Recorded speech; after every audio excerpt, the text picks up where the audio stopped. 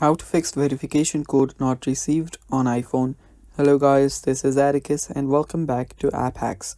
In today's video, I'll teach you guys how you can fix verification code not received on iPhone. So without any further ado, let's dive right into it.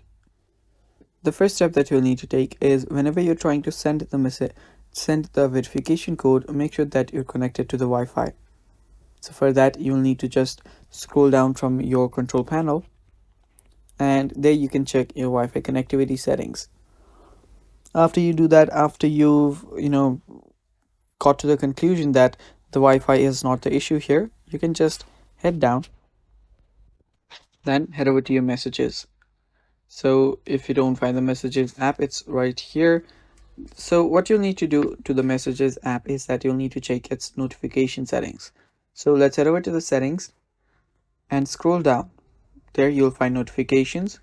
Tap on notifications, and right here make sure that the notification for messages app is turned on.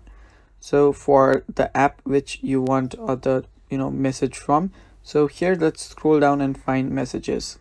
There we go. Tap on it and make sure all of this is turned on.